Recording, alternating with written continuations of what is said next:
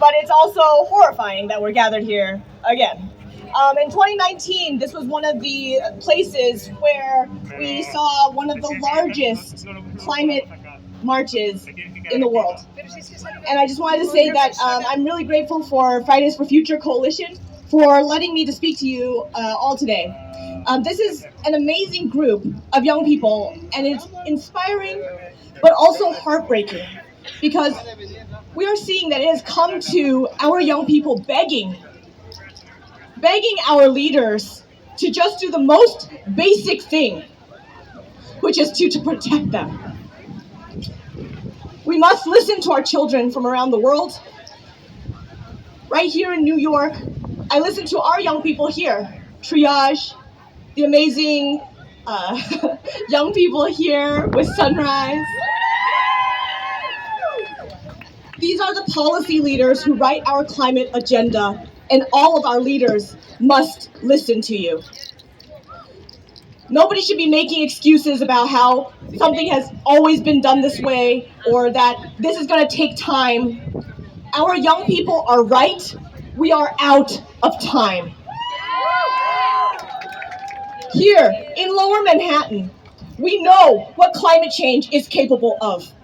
We felt it when Sandy tore through our streets. We felt it when Ida drowned our neighbors in Brooklyn and Queens. And we know that every single year, these storms are getting worse in ways that threaten not just our lives, but our livelihoods as well.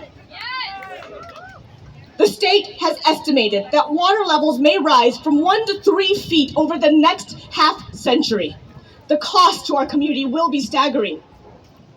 According to research done by our legislature, the cost of recovering from disasters like worsening superstorms will reach $10 billion every year by mid-century. That is not something that we can sustain. It is not something our people will tolerate. But on top of just the economic cost, think about the human cost. In New York, we're working to harden our infrastructure and build up seawalls, and that's great. But the world cannot build its way out of forest fires, or California cannot build its way out of forest fires, Arizona cannot build its way out of water insecurity, and we cannot build our way out of flooding. To truly tackle the climate crisis, we need decisive, immediate action to ditch fossil fuels and to put the needs of our environment and vulnerable communities above the profits of wealthy oil and gas companies.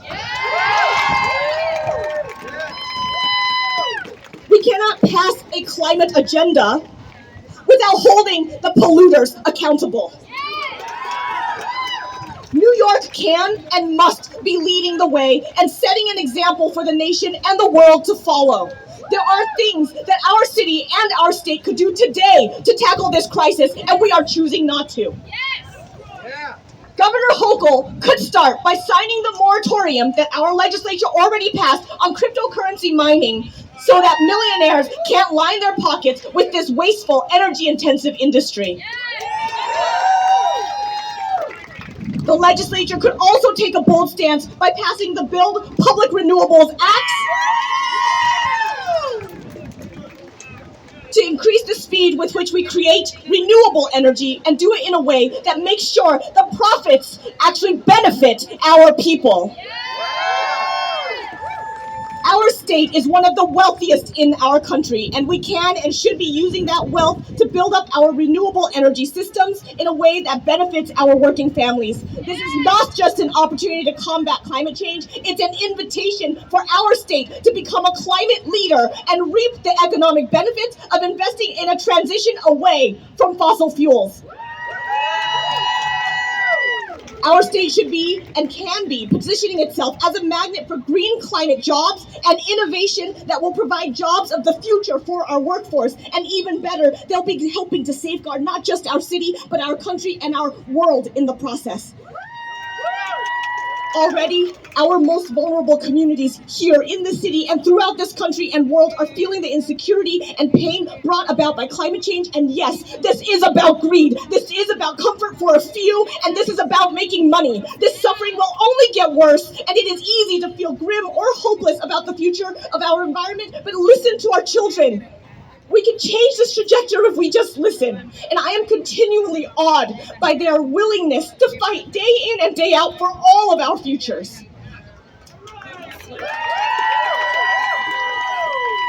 These are the young people that inspire us to continue to fight in Albany. These are the young people who continue for me to fight for all of us. And I will continue to make sure that I am begging alongside our young people, begging to protect them.